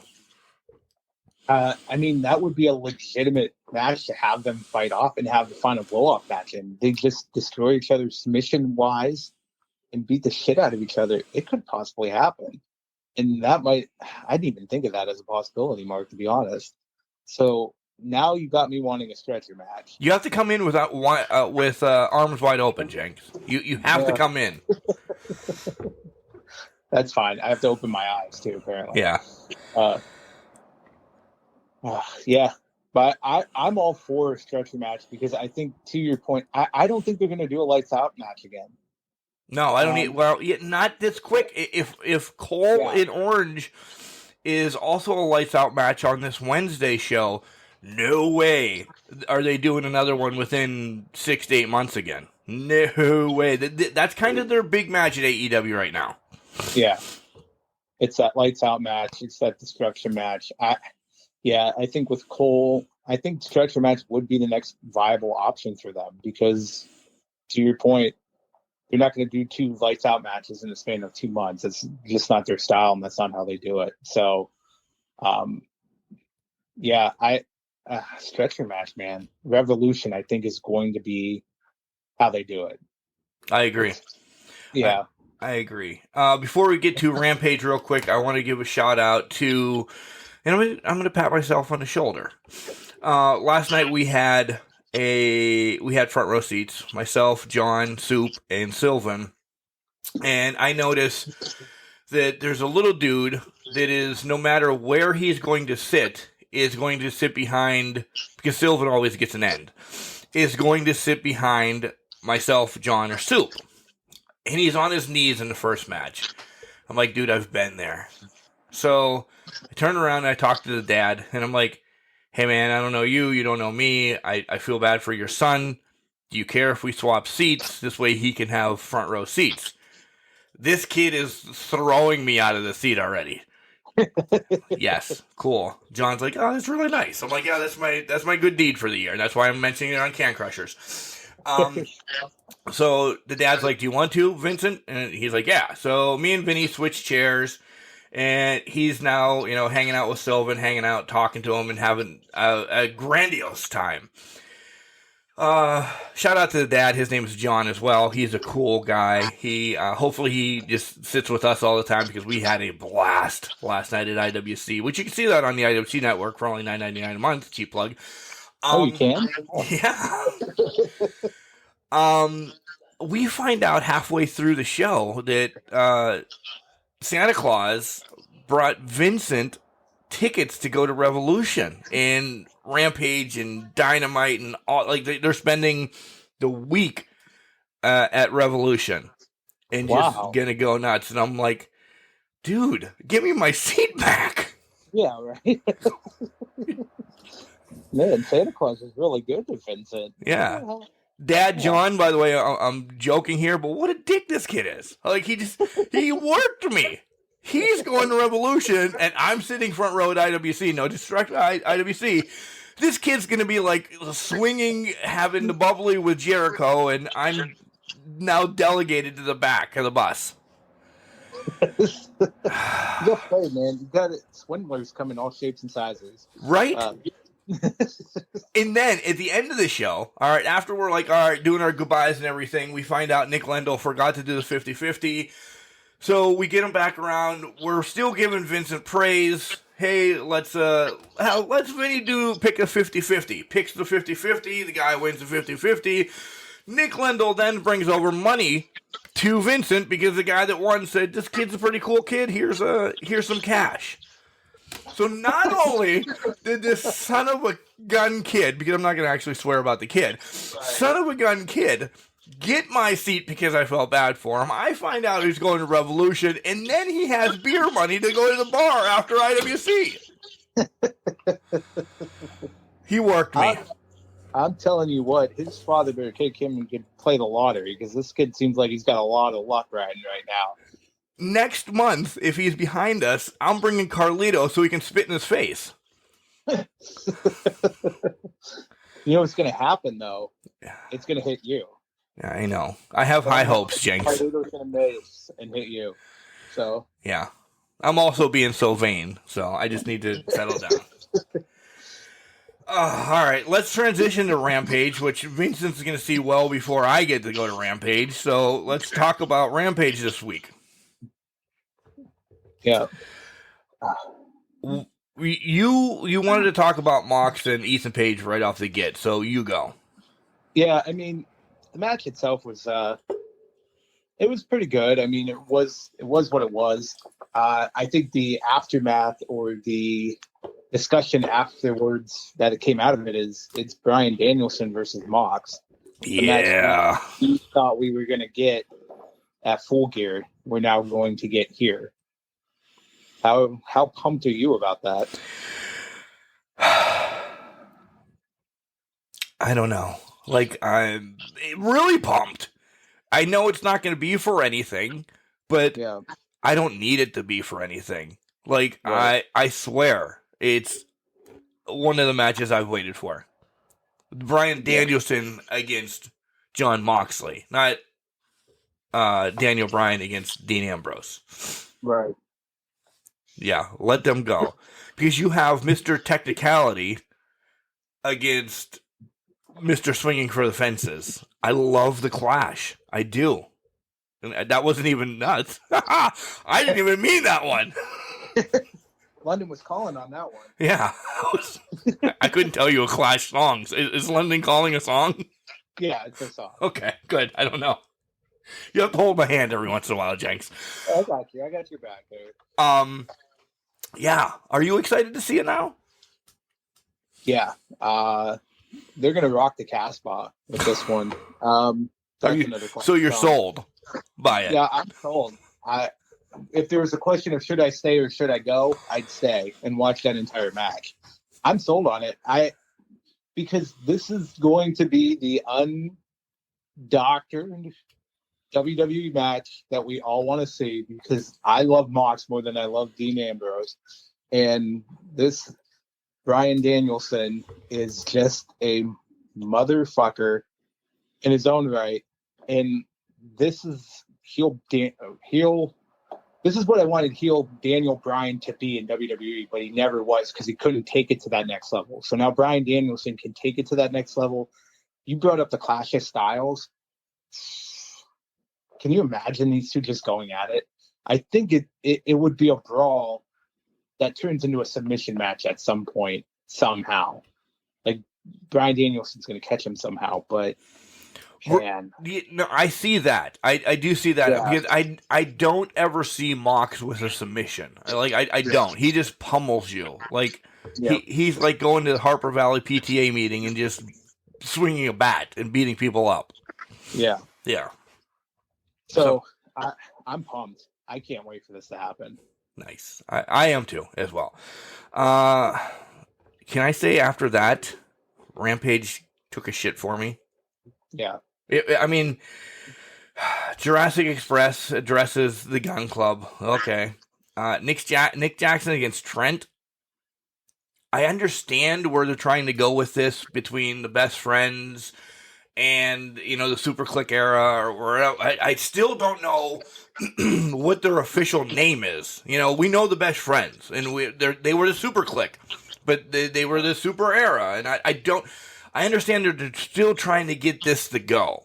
But nothing really happened for me to care about this win that Trent got. Yeah, and I feel like it lost its steam when Roppongi Vice couldn't actually fight in this one, because that's name recognition from New Japan, right? And when you take that element out due to COVID and that, you kind of lose an element of it. And I was kind of surprised to see Trent win this one. I don't know. I was too. I would assume that Nick or the Super Click would have found a way to win this, but it seems though when Nick Jackson wrestles solo, he loses Consistently, which I think speaks to how important it is for the Young Bucks to be together as a tag team. When they're together, they usually win. But if they're separated fighting singles matches, they lose. They just can't do it by themselves. do you think the Young Bucks are saying to Kenny Omega, since you've been gone, we have lost our steam? Yeah, they're definitely not being misindependent about it. That's for sure.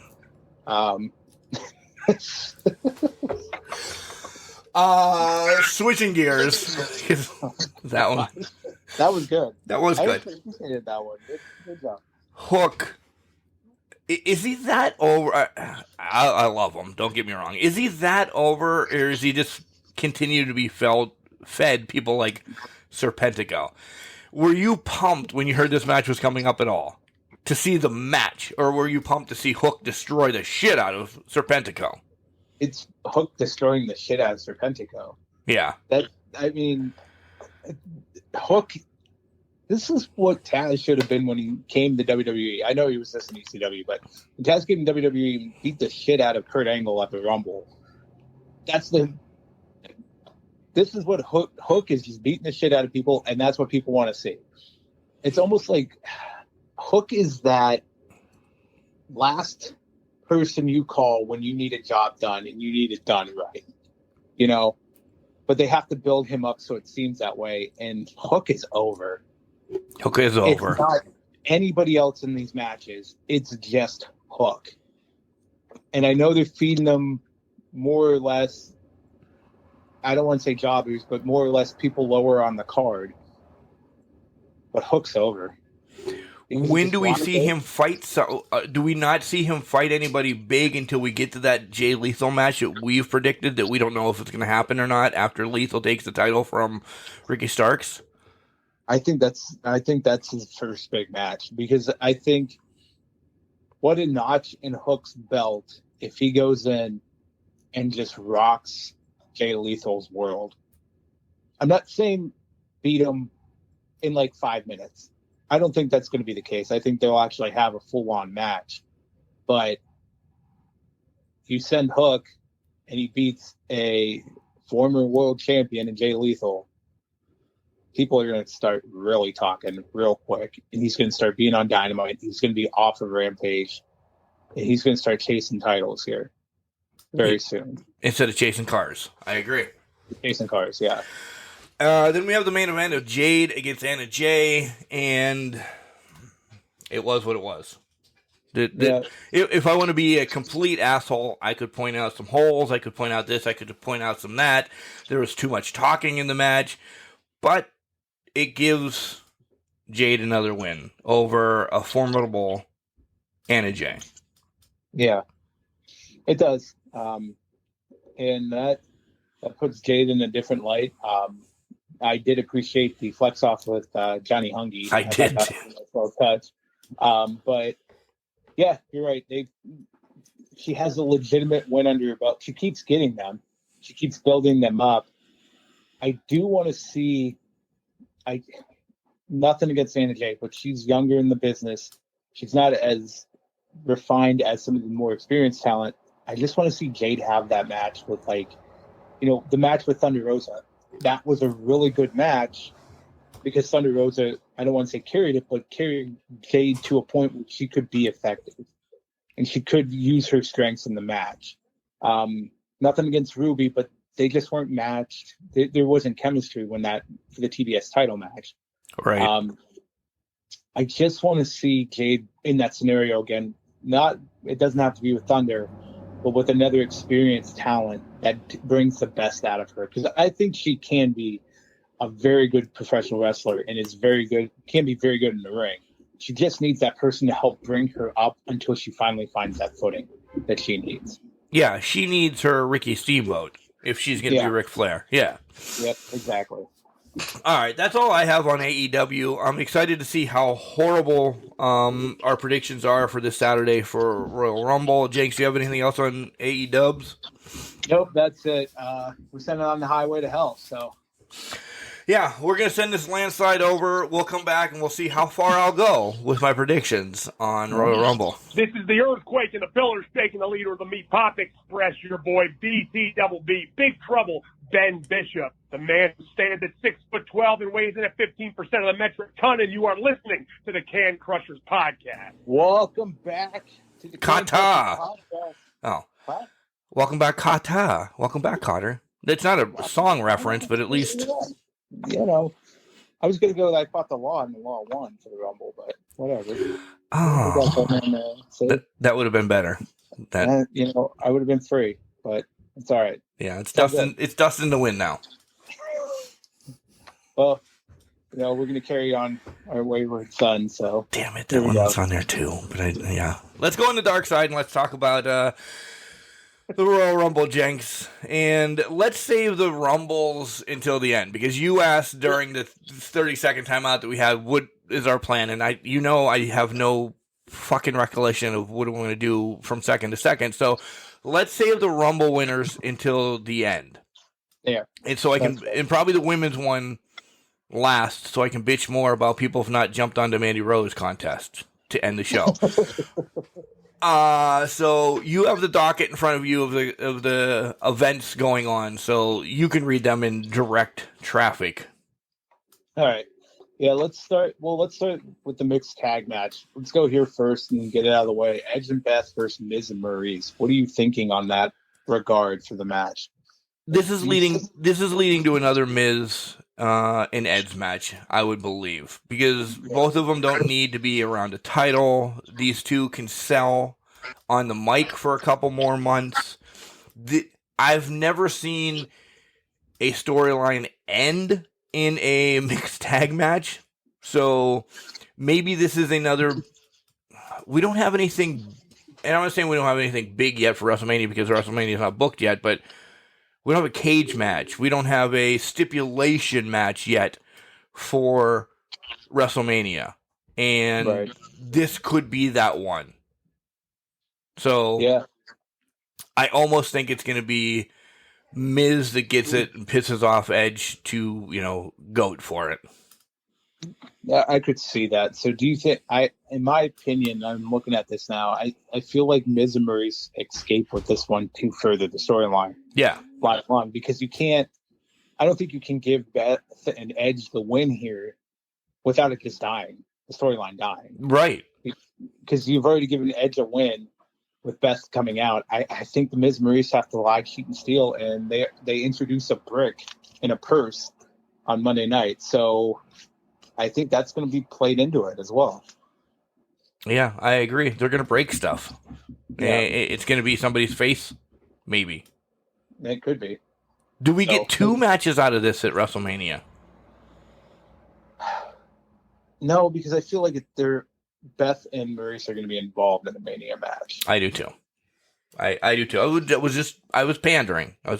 No, I like it. I like where your head was going. I just don't feel like I said earlier, I feel like Edge and Miz are carrying this match, and Beth and Maurice will have limited spots in this match, just because they're not active competitors right now. So, and to your point, this is to further along the Edge and Miz storyline.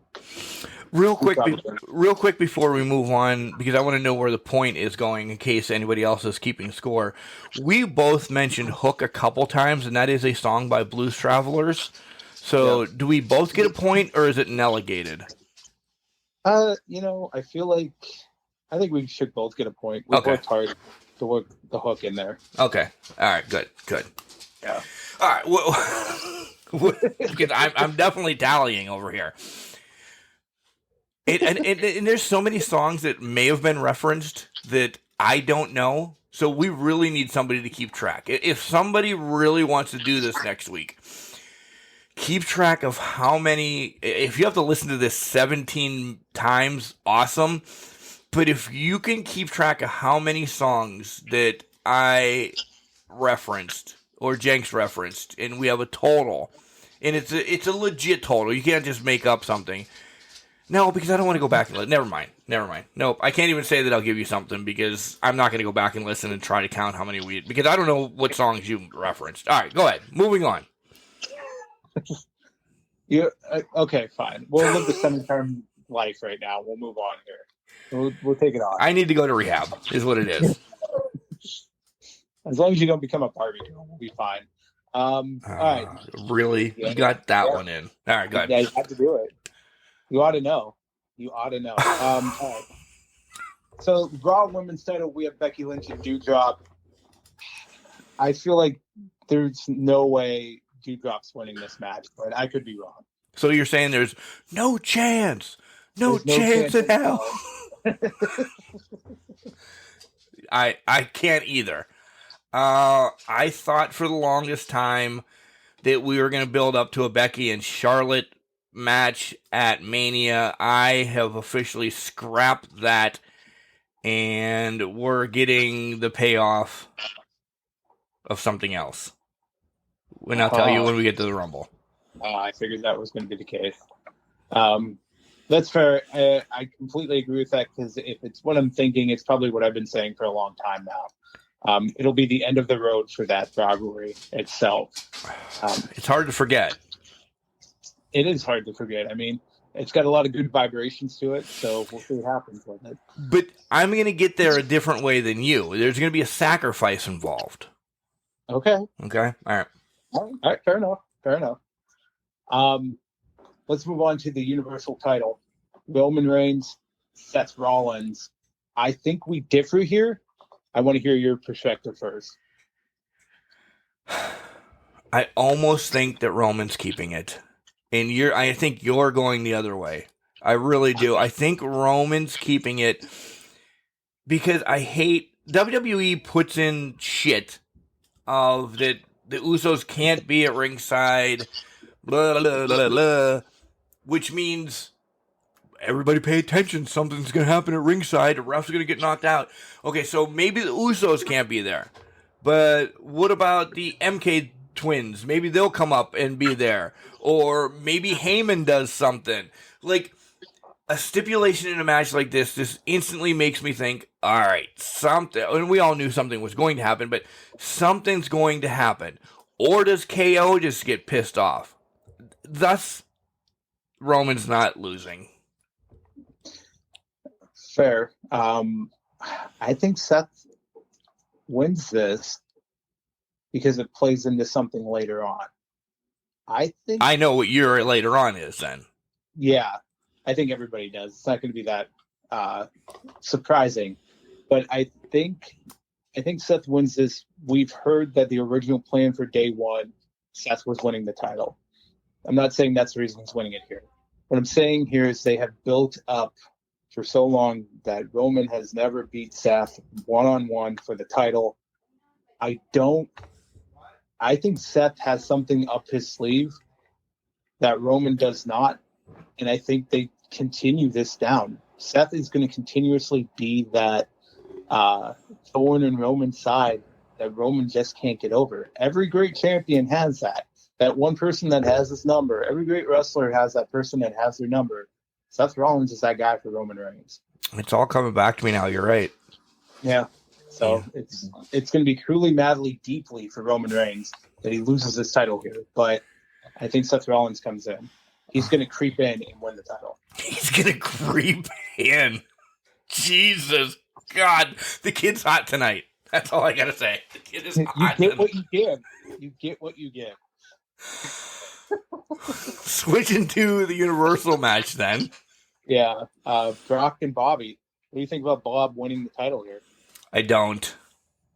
Agreed. I don't. Yeah. I mean, it's that easy. I mean, I think they have something with Brock right now. I don't know. I do know who it's going to be in time, but I'm just like right now, Brock is a fucking comedian. He's a lumberjack. He's everything that we wanted Brock to be for a while. He's not a complete jackass. Breaking kayfabe. He's fucking taking pictures with people at live events. Oh yeah. That's unbelievable. You've never heard this about Brock. Maybe No. Brock is officially, after he left the UFC, he's officially embracing the WWE universe now. And I hate using the WWE universe term, but he is officially embracing what he's getting out of this shtick that he's got going on. And if this is Brock the rest of his wrestling career, I'm all right with it. I'm good with it too. I am a fan of this Brock Lesnar. I agree with you. I just don't see Bob getting out of this. I don't think Bobby's going to be the one to beat Brock Lesnar. That just doesn't make any sense. He just got the title. It would add a dilemma. It would add a dilemma. I think it adds a wrinkle. It's almost Bobby Lashley is almost going to be a wannabe champion at that point. And I say that in all respect, but it's just not going to happen for Bobby. Right. You know, he's begging. He's begging for one. I agree with that, but at this point, he's just going to be a loser. And it's going to be a smooth criminal at this point. But yeah. All right. Fancy, let's get us over to the men's part of the Royal Rumble. And this is where it will become a hot mess. And it's just probably going to be a picture to burn. Well, I mentioned to you before the podcast started, I have no idea what the hell's going on with this. The only thing I know for sure is Johnny Knoxville and Sami Zayn are going to have a spot. And I think Omos is going to be involved, throwing Knoxville out. I think we can all agree on that. Yes, all of it. Outside of that I have nothing. I guessed for a lot of this. So go first. I want you to go first. Because I might just piggyback most of it. Because, like I said, you Obla-da, you might have changed my mind on the Roman Reigns match. Yeah, so going first, I did a 4-2-1. I'm not going to go through all four, but I think at the end of the day, I think Roman Reigns finds his way into this match. I think Reigns wins the Rumble. And it's going to piss off a lot of people. It may piss off a lot of people. I think Reigns wins the Rumble to get back. Yeah. I think Reigns wins the Rumble to get back in the title picture, setting up him and Brock at Mania. What else are you going to do? Let's throw this out there. Yeah. Let's throw this out there. All right, so the unforbidden door, blah, blah, blah, blah, blah. That person's...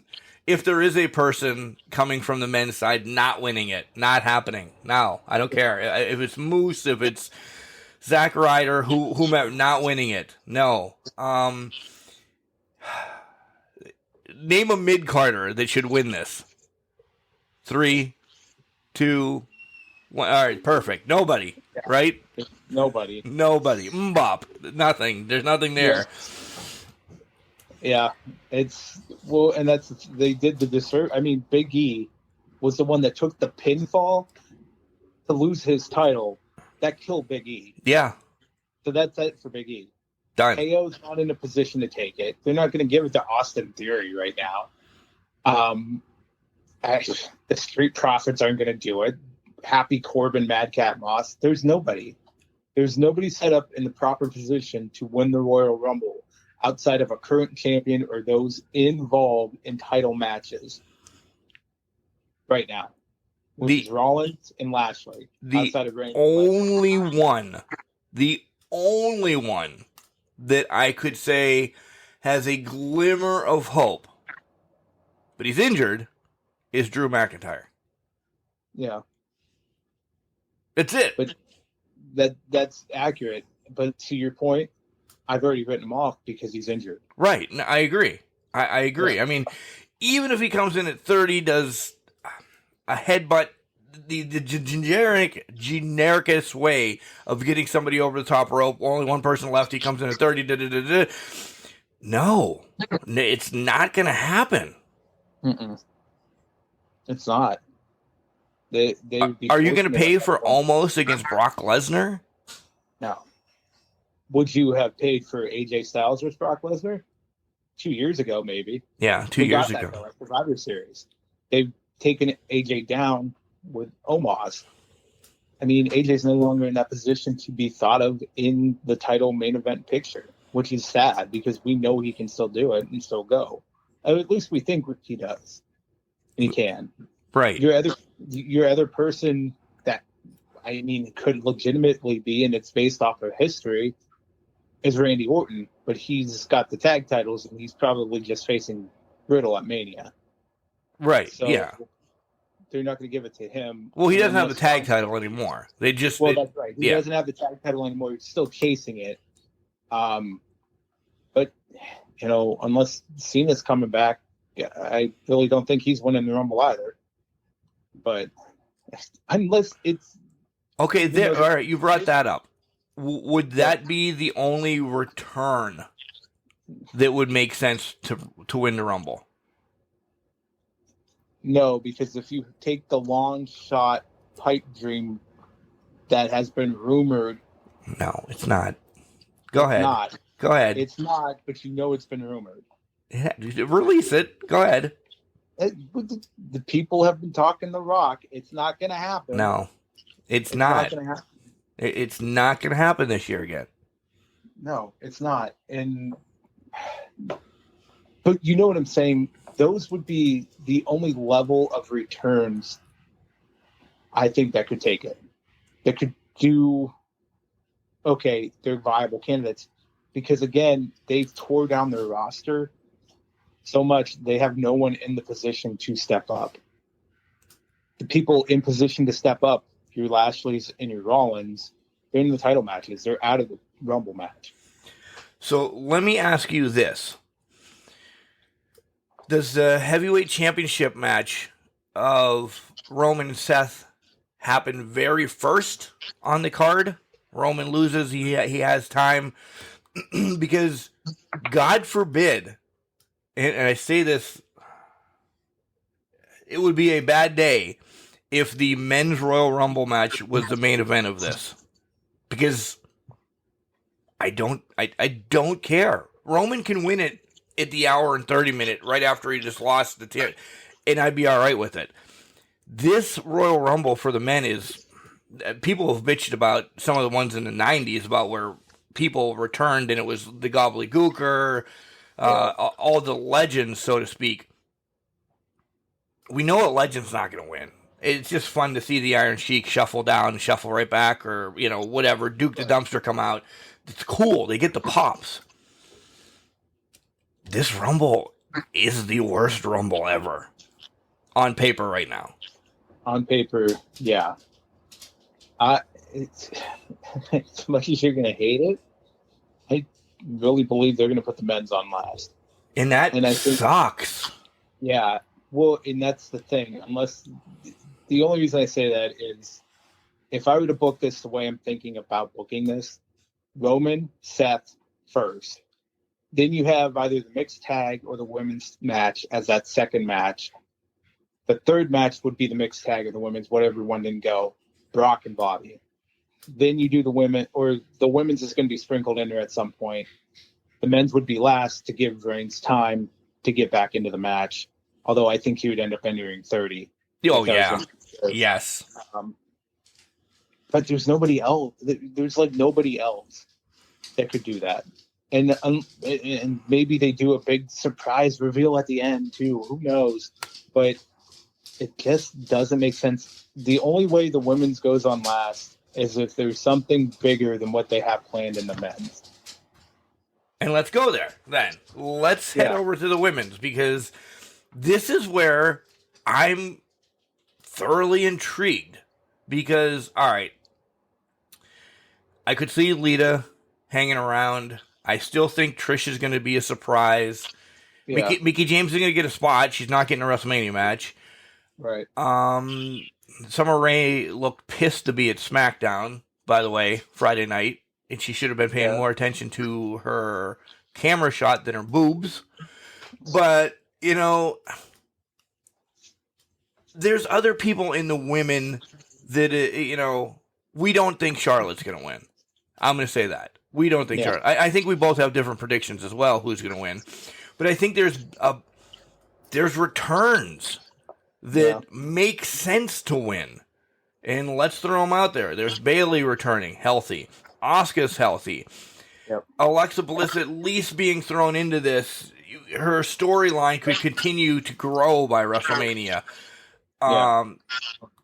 If Lacey Evans is back, her whole story was botched. I don't mean botched, she got pregnant. I don't mean it like that. Right. But her whole storyline was halted with Charlotte. So that is there still friction there? I mean, her dad's not around kissing and making more babies or anything. But there's at least something built with Flair. There's also somebody already built with Becky as well. So this could go either way that you wouldn't know. I truthfully do not think that Bianca Belair is going to win it back-to-back years, though. But I do think Bianca might be, here's my predictions, Bianca might be first out, like number 1. And then this match happens right after Becky and Doudrop. So they run into each other at some sort. And Bianca could be champion by WrestleMania facing somebody else. Okay. You have Bianca winning it, don't you? No. Okay. But I did until about Friday. Okay. Did you read something that I didn't? Didn't read anything you didn't. I'm looking at, so there are, actually this morning I did, but Friday I just had a gut feeling to change it to a returning superstar. But I'm reading sports bets right now. There's a lot of interesting names we hadn't thought about that could be returning. That could have that potential to enter the match, if you will. Well, I'm spoiling mine right now. Ronda Rousey returns. That was one of the names I was going to bring up. Ronda is going to be back. We haven't heard anything from her. I think she had her daughter or son, what was it, a long time ago. Yeah.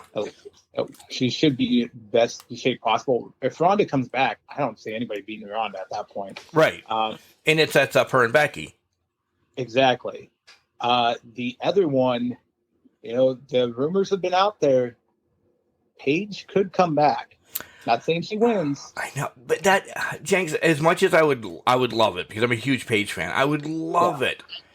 But they come out every January. Like, until I see her strap on and I hear that bellowing cry of, fingernails going across the chalkboard, I can't believe them anymore. Because it's been for 5 years. Oh, no, I get it. I completely understand that. I just wouldn't discount it.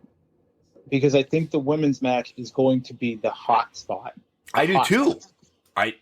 That's why I wanted it the main event. Yeah, well, I agree with you. It should be the main event. My prediction. So your prediction was who again? Just remind me. Ronda. I'm going Bayley. I would love Bayley. Don't get me wrong. I would love Bayley. Yes. So, I could buy Ronda coming out here. I don't know if I feel like Ronda wouldn't win it. I think Bayley could win it though. I think it would make sense, and that would be, I think it would be 3 of the 4 horsewomen that have won it at that point with Bayley. So I don't think Sasha ever won. Sasha has not won it. Yeah. I don't think Sasha's going. She's in bad company right now.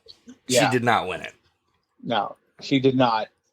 I feel like Bayley was on such a hot streak that for her injury, she carried the company in the pandemic. This is due time for Bayley to get that title shot, and I think she might be the challenge for Charlotte at that point. I'd be for it. I would be for it as I head to Brooklyn. I won't have any sleep. I'll be ready to go. People are strange, though, Jenks. You just don't know. That's fair. I mean, that is fair. Yeah. Some people they say my name, or they just say, you can't touch this. And that's it. Yeah. It's horrible that we're addicted to this wrestling, and we throw music in like this. But we had a great show. We didn't think we'd scratch the 2-hour mark, and here we are. Here we are, lingering around the 2 hour mark. Coming upon closing time, we hit that 2 hour mark. Yeah, I think we just need to let it go. Yeah, I think we had a roller coaster. I'll probably be drunk on a plane, at least flying them later on, cruising through the Alpines. I don't know. Now my Luke Bryan list is up, by the way. So you hit the Luke Bryan, huh? You know what? If you want to play Bittersweet Symphony when the Rumbles are playing later on this week, go for it, man. I will. I might be losing my religion at that point. But you hang out with shiny, happy people, so it's okay. Guys, they like Man on the Moon. I'm just saying. I'm going to bitch one more time. As of recording, we have some spots open. Get your asses in gear. It's $5. You can win at least, guaranteed, a signed Mandy Rose Metallic. It's a picture that's on Facebook. All you have to do right now is comment Rumble on the post that's pinned to our Facebook page, and then I will reach out to you to get your $5. And then on Friday, we will have the Spin of Death, or I don't know, the Wheel in the Sky, or I don't know what we're going to call it. My wife will sit here, I'll sit here, we'll put everybody's name in there. The Price is Right wheel will pick Colin Maines. Gets number 12. And then the 12th participant that comes out on Saturday night is Colin Maines' person. If that person wins, he wins a pitcher. It's cool. It's fun. Everybody's name will be posted up. You guys get to see who wins, who does that. It'll be fun. You guys will like, oh, okay, cool. Oh, shit, this guy, Colin Maines actually got Lita. That might be one to watch. Who knows? Yeah. It's fun. It's interactive. It's another way to drink and feel somber when you don't win a Mandy Rose. Fucking autograph for $5. Get involved. Everybody, Backstreet's back, but you need to get in on this Rumble and get this Mandy Rose print. Get in there, spend your $5. And one last thing, Jenks. I do want to, before we actually stop the contest, I don't have any more music. I did go out and buy Croc slippers. Oh, buddy. Did you get the fleece lining? Of course I did. Yeah. They're life-changing, aren't they? They really are. I'm a believer. It's always a sunshine day. I think I'm in love. Yeah. What else do you want? We are the champions. You know, you wondered what is love? It's having that fleece line Croc. That's all it is. It's been unbelievable. No more bleeding love. No more. I'm Mr. Brightside. I'm going all the way. Yeah. It's not tainted love either. No. You're just on it. You know what it feels like every time I put these on? An afternoon delight. Oh, it unbreaks your heart. Guys, you know where to find us. Facebook, Instagram, and Twitter. It's all at CanCrusher69. Send us an email at cancrusher69@gmail.com. Call into the freaking telephone line that you guys have begged me for that, I don't know, 6 people have used. It's 814-299-6687. Or slide into our DMs and all of that horse shit as well. You can find us on any freaking podcast platform out there. Go buy your damn Mandy Rose thing. Do it.